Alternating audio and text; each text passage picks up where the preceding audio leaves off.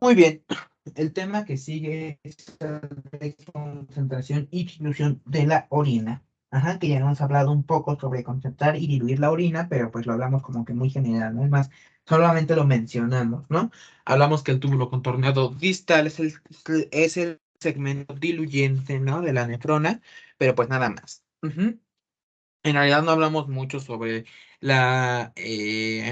¿cómo decirlo? Sobre este efecto de concentración y dilución de la orina, ¿ok? Entonces es lo que vamos a ver el día de hoy. Y pues necesito que estén bien pendientes, ¿no?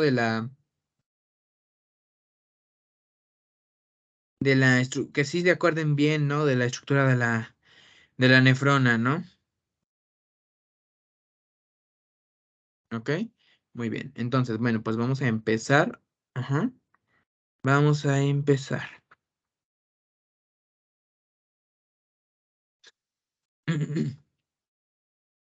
Ok.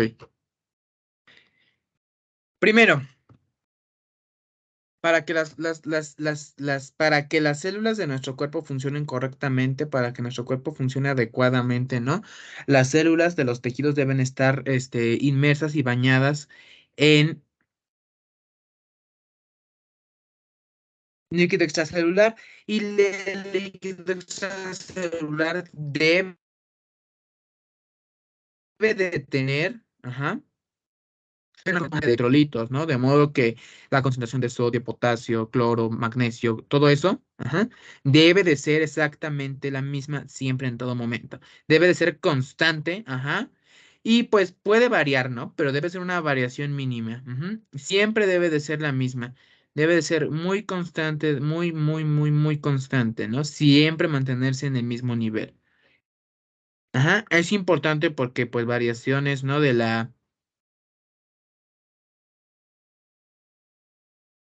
Es importante porque, pues bueno, el mantener una concentración constante de electrolitos previene alteraciones graves en el cuerpo, ¿no? En la salud y pues obviamente en el metabolismo, ¿ok?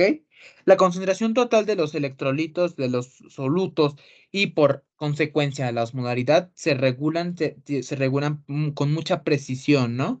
Los riñones se encargan de regular la concentración de los solutos y la osmolaridad del cuerpo con mucha precisión porque se debe evitar que las células se encojan o aumenten de tamaño por variaciones en la concentración de electrolitos. Ujú.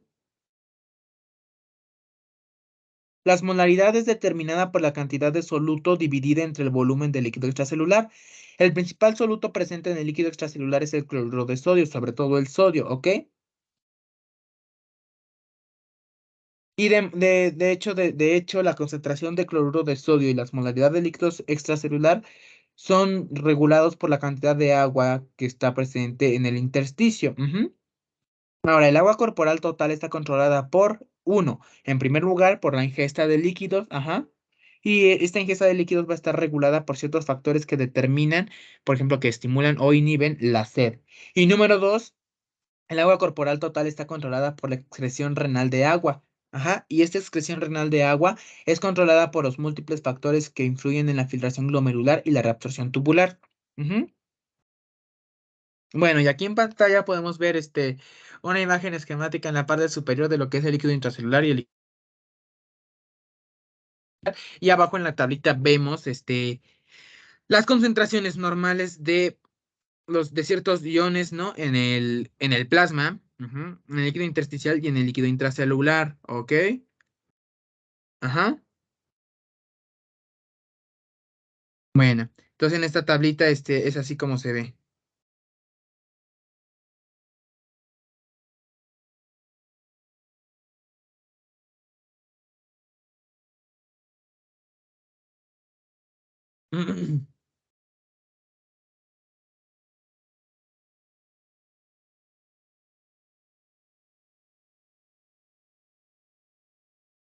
Muy bien, continuamos. Los riñones excretan un exceso de agua mediante la formación de orina diluida. ¿A qué se refiere esto? Bueno, un riñón sano en condiciones normales, tiene una capacidad impresionante para poder variar la proporción relativa, la proporción de soluto y de agua que excreta en la orina. Ajá.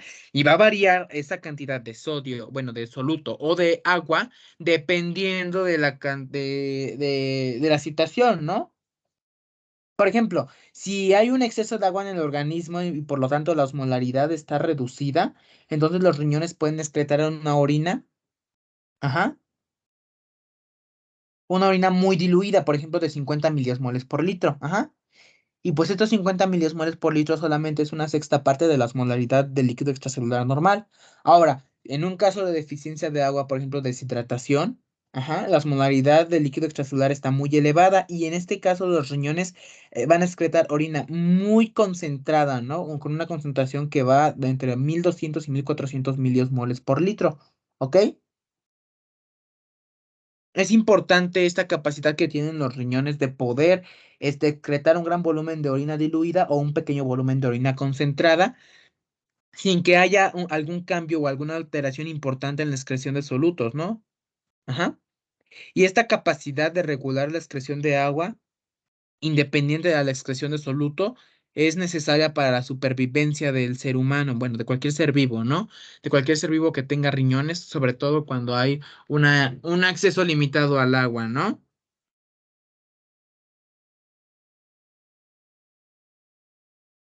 Y eso es pues lo interesante, ¿no? Es lo interesante porque al final, los riñones son uno de los órganos más importantes, ¿no?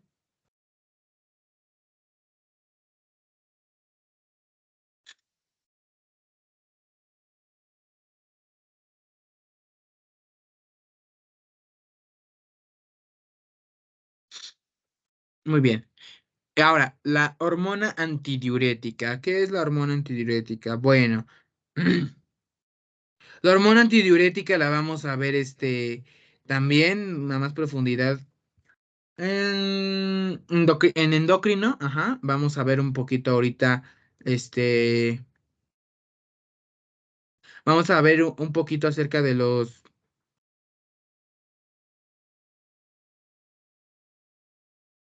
Bueno, como les decía, la hormona antidiurética vamos a ver dónde se sintetiza, dónde se produce, dónde se almacena, cómo se secreta, ¿ok?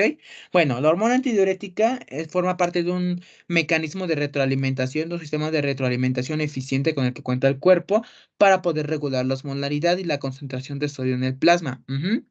Porque la hormona antidiurética actúa modificando la expresión renal de agua, ajá, independientemente de la excreción de solutos. Ujú. Ahora, hormona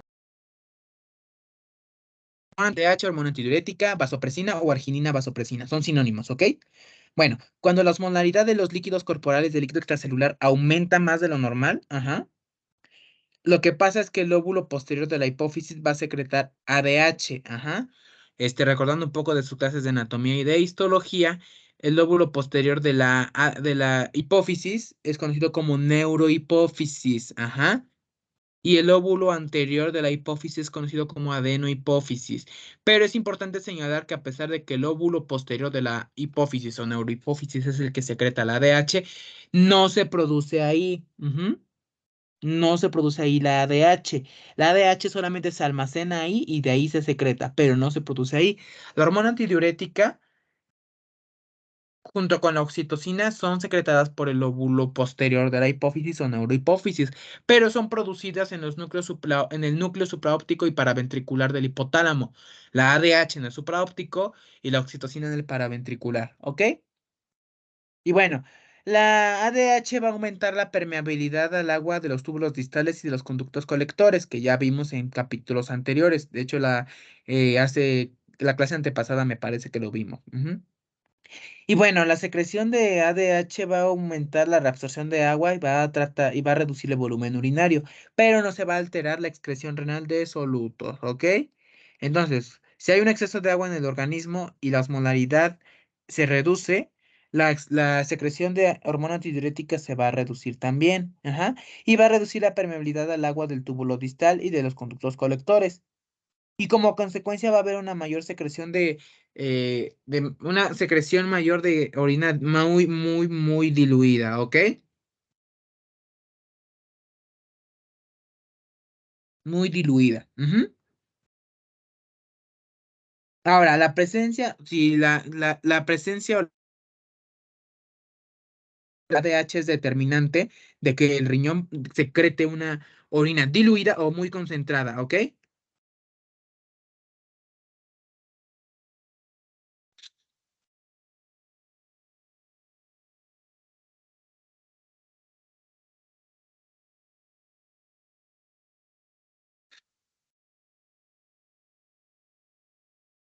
Muy bien.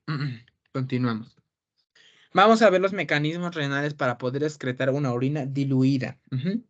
Bueno, orina diluida. Sucede cuando hay un exceso de agua en el organismo. Ujú. El riñón tiene la capacidad de excretar hasta aproximadamente 20 litros de orina diluida al día. Ajá. Orina diluida quiere decir que tiene una osmolaridad de 50 miliosmoles por litro, ¿ok?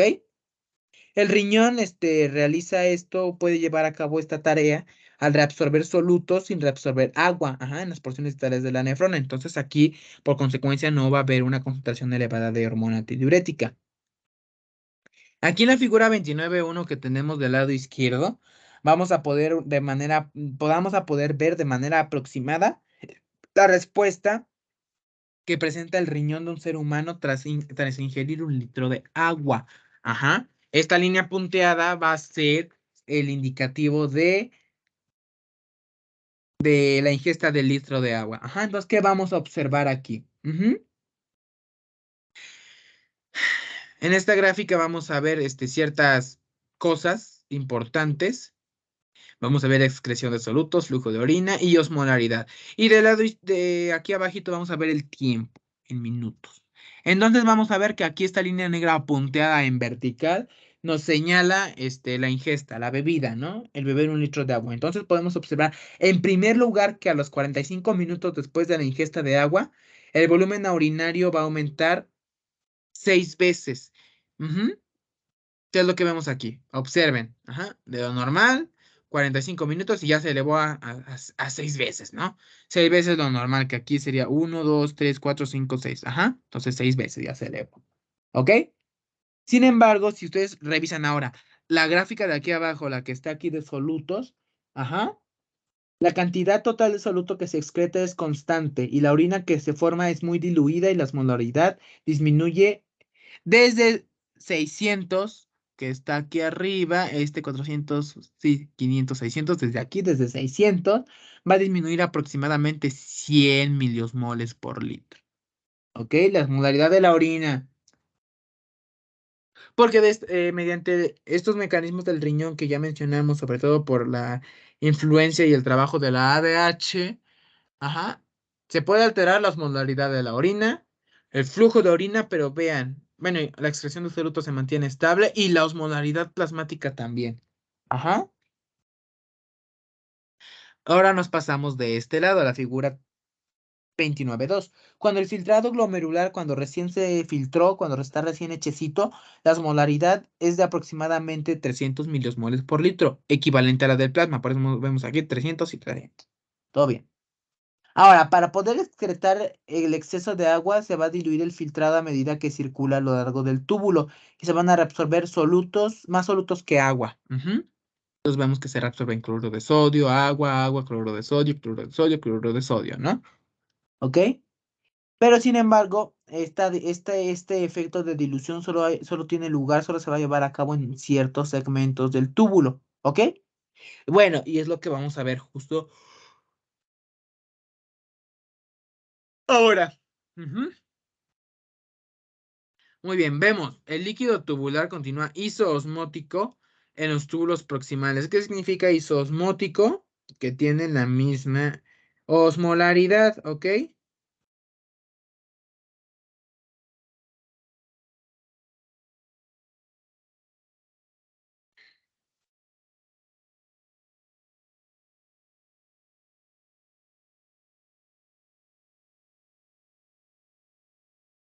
Bueno, ok.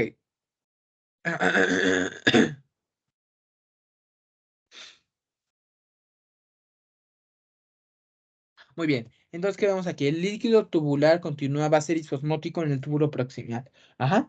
Vemos que el filtrado primario, lo primerito, el primer segmento inmediatamente después de que se filtró el plasma, va a tener la misma osmolaridad que pues, el filtrado primario que el plasma, ¿no? Cuando pasa al túbulo proximal se va a mantener isosmótico, o sea que va a mantener la misma osmolaridad, ¿ok? Y a medida que este filtrado fluye y va pasando a través del túbulo proximal, tanto los solutos como el agua se van a reabsorber de igual proporción, entonces la osmolaridad no varía tanto, ¿no? Hay cambios, pero son mínimos, ¿no?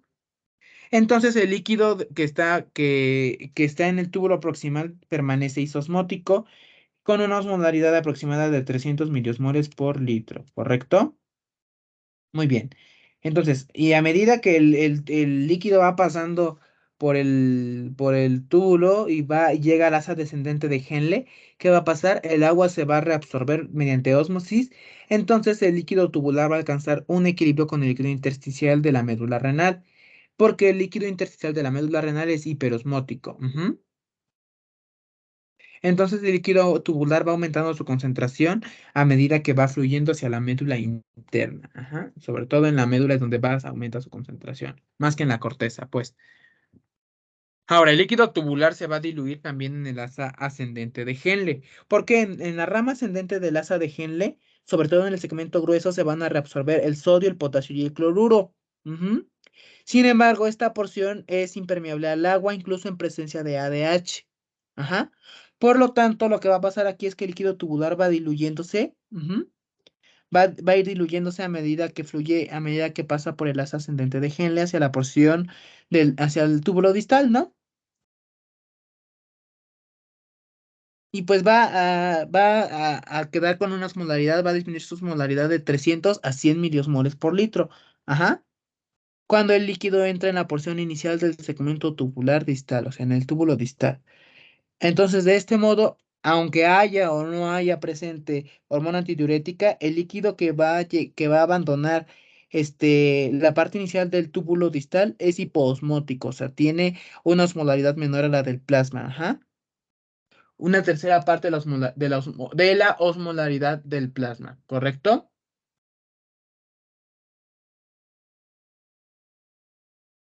Muy bien. Ahora, el líquido tubular se va a diluir mucho más en los túbulos distales y los túbulos colectores. Ajá.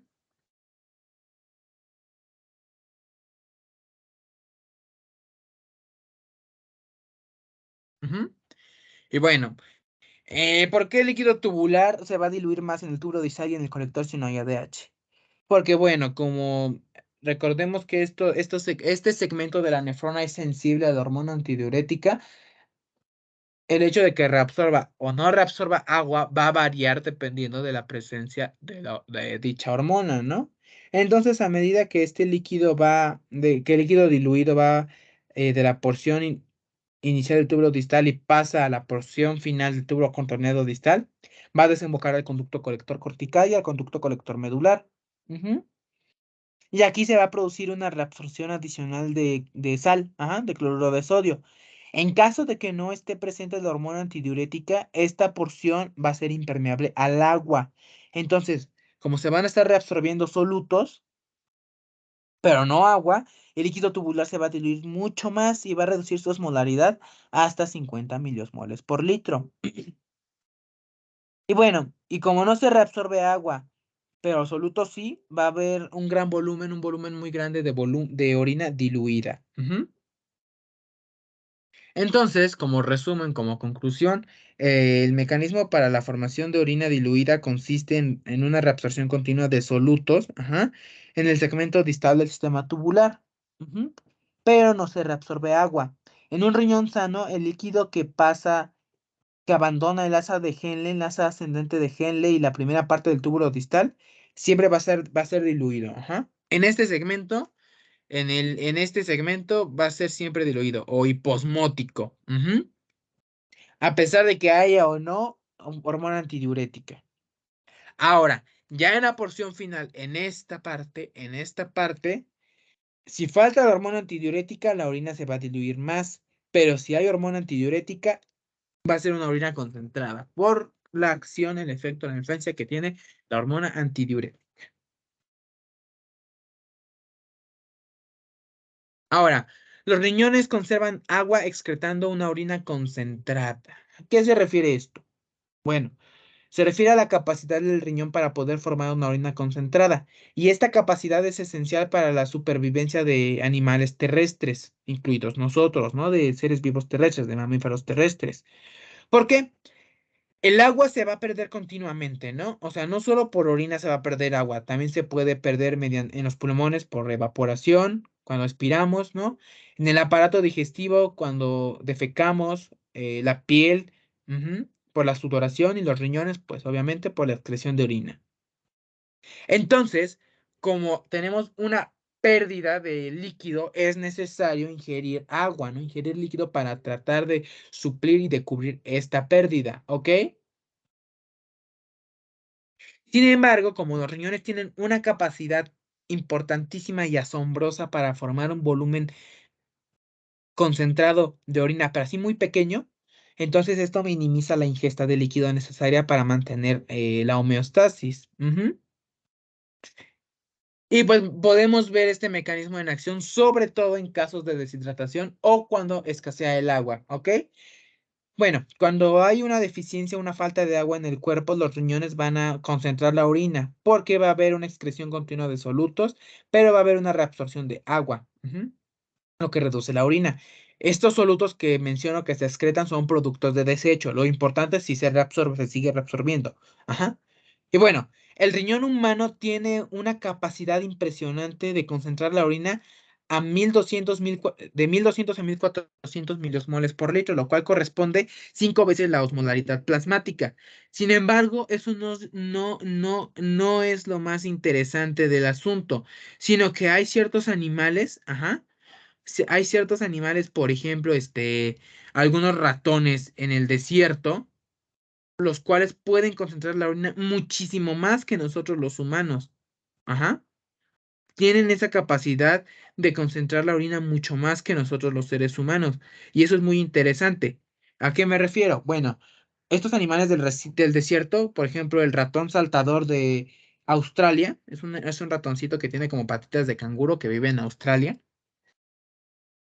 Tiene la capacidad de concentrar la orina hasta 10.000 miliosmoles por litro, lo que le permite al ratón sobrevivir en el desierto sin poder beber agua. Ajá. Y pues el ratón puede obtener agua suficiente a través de lo que come, ujú, y de la que se produce por el metabolismo de los alimentos. Entonces, este animalito, este ratoncito saltador de Australia, cuando orine va a orinar mínimo, ¿no? Pero esa orina va a ir muy, muy concentrada. Ahora, hay ciertos animales que están acostumbrados a vivir cerca del agua dulce, entonces estos animales tienen una capacidad de concentración de orina muy mínima, ¿no? Por ejemplo, los castores pueden concentrar la orina solamente a 500 miliosmoles por litro, ¿no? Entonces podemos ver ahí la diferencia que da la especie del animalito, ¿no? El castor a solo 500 miliosmoles por litro. Nosotros de 1200 a 1400 miliosmoles por litro y el ratón saltador del desierto hasta 10.000 miliosmoles por litro. Es asombroso, ¿no? Es sorprendente la capacidad que tiene nuestro cuerpo, las capacidades que presenta nuestro cuerpo, ¿no? Y bueno, volumen obligatorio de orina. ¿Qué es el volumen obligatorio de orina? Para empezar, hay que aclarar que la capacidad de concentración del riñón va a determinar el volumen de orina que se secreta cada día. Ajá. Porque pues con la orina como se eliminan los desechos metabólicos y hay ciertos electrolitos, pues la capacidad de concentrar la orina del riñón va a determinar el volumen de orina.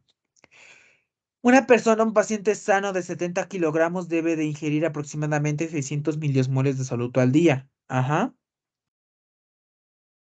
Ahora, considerando que la capacidad de concentración máxima es de 1200 miliosmoles por litro, el volumen mínimo de orina o volumen obligatorio de orina que debe excretarse se calcula de la siguiente manera, se calcula utilizando la siguiente formulita. Ajá. Considerando que la persona ingiera sus 600 por día, y eso lo vamos a dividir entre la capacidad de concentración máxima, que es de 1200 miliosmoles por litro. Eso, pues, nos va a dar, ¿cuánto? Nos va a dar, 0,5 litros por día o 500 mililitros por día. Ujú.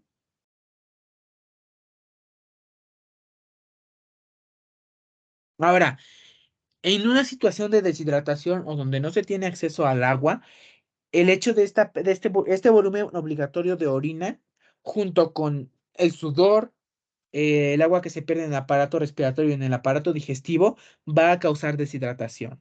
Ujú. Y aquí en una tablita podemos ver un aproximado, ¿no? Del volumen de orina, ¿no? Bueno, algo así, se trató de, ¿ok? Bueno. Ahora, debido a que el riñón humano tiene una capacidad limitada de concentrar la orina y solamente puede hacerlo hasta 1200 miliosmoles por litro, esto explica por qué hay una deshidratación grave cuando se trata de cuando bebemos agua del mar. Si alguno de ustedes ha bebido agua de mar, pues primero sabe horrible, ¿no? Sobre todo si, por ejemplo, estábamos descansando en la playa y una ola ¿no? Y nos toma desprevenidos. Pero bueno, nosotros seres humanos no estamos diseñados para beber agua de mar, porque nuestro riñón tiene una capacidad de concentrar la orina limitada a 1200 miliosmoles por litro. Y ahorita vamos a ver. Ajá. Ahorita vamos a ver por qué por qué se deshidrata la persona cuando bebe agua del mar. Bueno, la concentración de cloruro de sodio en el océano es de 3 a 3,5%. Y pues tienen una osmolaridad de entre 1000 y 1200 miliosmoles por litro. Por lo tanto, si bebemos, aunque sea solamente un litro de agua de mar, con una concentración de 1200 miliosmoles por litro, esto causaría una ingestión total de 1200 miliosmoles por litro de cloruro de sodio. Ajá. Ahora, como nuestro cuerpo solamente tiene una capacidad de concentración máxima de orina de 1200 miliosmoles por litro, la cantidad de orina necesaria para poder eliminar esos 1200 miliosmoles por litro de cloruro de sodio va a ser de un litro de agua. Ajá. Ahora, ¿por qué si solo es un litro de agua? Porque nos deshidrataríamos. Bueno, el riñón debe de excretar, debe de eliminar otros productos de desecho, otros solutos, por ejemplo, la urea, ¿no? Y la urea es uno de los componentes que contribuye a que la orina tenga este 600 miliosmoles de concentración. Ajá. Tomando como ejemplo la referencia de la orina concentrada al máximo con el valor de 1200 miliosmoles por litro. De esos 1200 miliosmoles por litro, la mitad le corresponden a la urea. ¿Ok? Entonces, la concentración máxima de cloruro de sodio que el riñón puede excretar es de 600 miliosmoles por litro. Ujú. Entonces, cada litro de agua de mar que ingerimos va a suponer 1,5 litros de orina necesarios para poder eliminar los 1200 miliosmoles por litro de cloruro de sodio, además de los 600 miliosmoles de los otros solutos. Por lo tanto, nos daría una pérdida de 0,5 litros por cada litro de agua de mar. Por lo tanto, y ya considerando esto, nos va a dar una deshidratación tremenda, ¿no? Nos va a dar una deshidratación tremenda. Ajá. Estos casos se han visto en víctimas de naufragios, ajá, porque como ellos beben agua de mar, pues bueno, se deshidratan. Ahora, si comparamos nuestro cuerpo, nuestro riñón con el riñón del ratón saltador de Australia, si un ratón saltador de Australia fuera en un barco y por alguna razón naufragara, este animalito podría beber libremente del agua del mar. Obviamente no lo va a hacer, ¿verdad? Porque no creo que un ratón se quiera dedicar a conocer el mundo en un barco. Siguiente tema. Densidad específica de la orina. Es un valor importante, es algo muy importante de tener en cuenta en el de orina, porque a veces la densidad urinaria nos puede determinar la presencia o la ausencia de alguna enfermedad, de alguna patología, algún agente patógeno. Si hay alteraciones graves, cambios, o lo que sea de la densidad específica de la orina, pues esto puede indicarnos que hay quizás una infección, que hay daño renal, quizás una insuficiencia renal, algo, ¿no? Puede haber algo, lo que sea. ¿Ok? Entonces, la densidad específica de la orina se usa mucho en los laboratorios para poder proporcionar una rápida estimación de la concentración de solutos en la orina. Ujú. ¿Por qué? Entre más concentrada esté la orina, mayor va a ser su densidad específica. ¿Ok?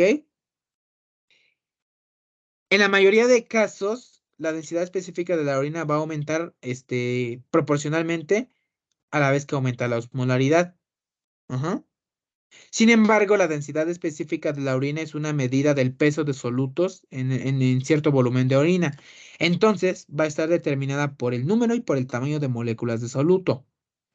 Y en cambio, pues la osmolaridad está determinada solamente por el número de moléculas de soluto. Ujú. Esa es la diferencia entre la osmolaridad y la densidad. Ajá. La densidad específica de la orina en seres humanos, el valor normal es entre 1002, bueno, 1.002 y 1.028 gramos por mililitro. ¿Ok?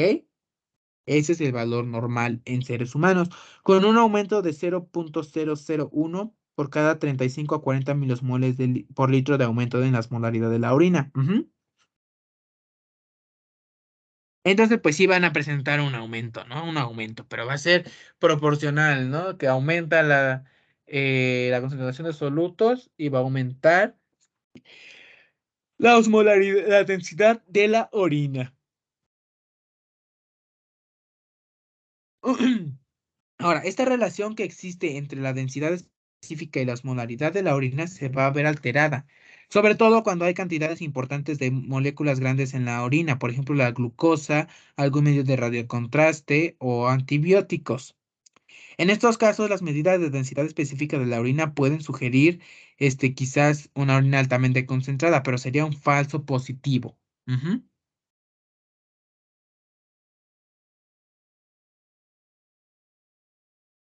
Hay tiras reactivas que son especiales para poder medir la densidad específica aproximada de la orina. Sin embargo, pues la mayoría de laboratorios lo realizan usando un refractómetro. Ujú.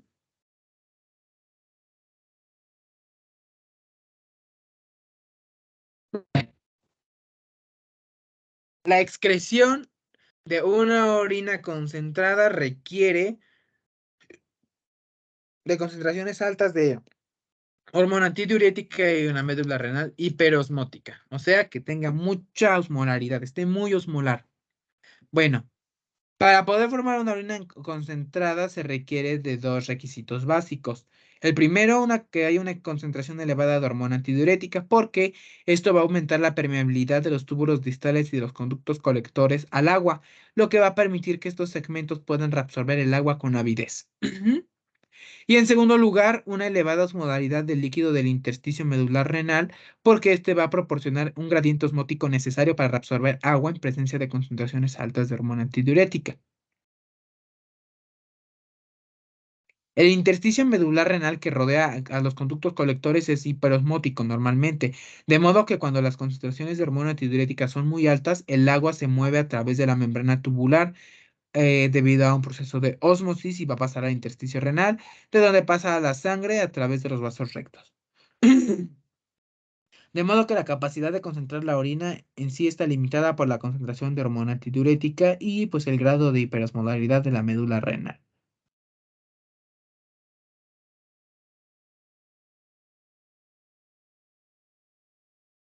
Muy bien. Les digo, posteriormente hablaremos sobre los factores que controlan o que regulan la secreción de hormona antidiurética, pero por ahora se va a hablar de cuál es el proceso mediante el cual el líquido del intersticio de la médula renal se hace hiperosmótico. Ajá. Y vamos a hablar de un mecanismo muy importante que se le conoce como mecanismo multiplicador de contracorriente. El mecanismo multiplicador de contracorriente va a depender de la posición anatómica de las asas de Henle y de los vasos rectos. ¿Ok? Recordemos que en el ser humano aproximadamente el 25% de las nefronas son nefronas yuxtamedulares. ¿Ok? Y pues estas nefronas yuxtamedulares tienen asas de Henle y vasos rectos que se introducen en la profundidad de la médula antes de volver a la corteza. Muy bien. O sea, esto que voy a mencionar, este mecanismo multiplicador de contracorriente, solamente lo pueden llevar a cabo las nefronas yuxtamedulares, ¿ok? Bueno, parte de las asas de Henle van a llegar hasta la punta de la papila renal y se van a y se van a proyectar hasta la pelvis renal. Ajá. Ahora, En paralelo a las asas de Henle van a estar los vasos rectos, los cuales también se introducen hasta la médula antes de volver a la corteza renal. Y finalmente los conductos colectores, los cuales van a llevar la orina a través de la médula renal hiperesmótica, también van a desempeñar una función crítica en el mecanismo de contracorriente.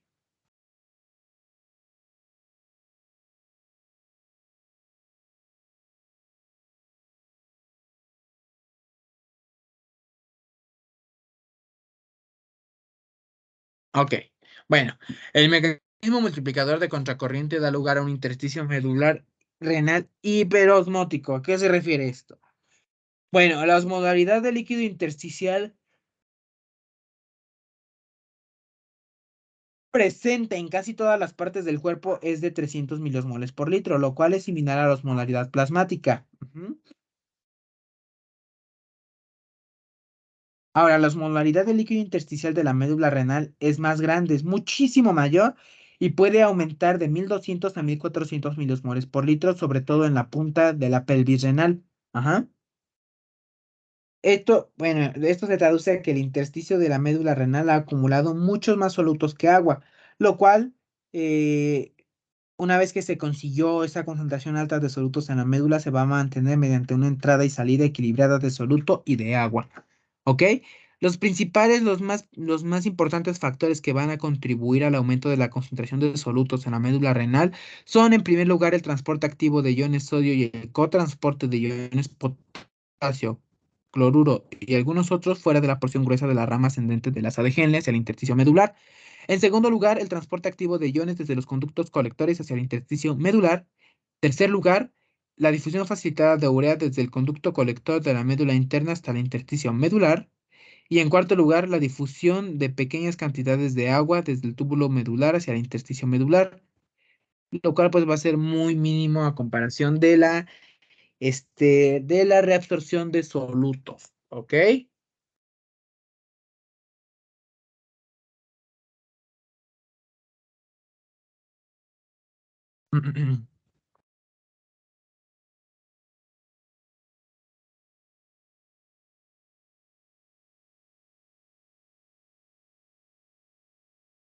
Y bueno, aquí le vamos a parar porque está interesante lo que viene después. Entonces, pues bueno, si lo vemos ahorita, pues no nos va a dar tiempo, ¿no? Y nada más los voy a cortar en un tema importante, ¿no? Entonces, pues aquí le dejamos, ¿les parece?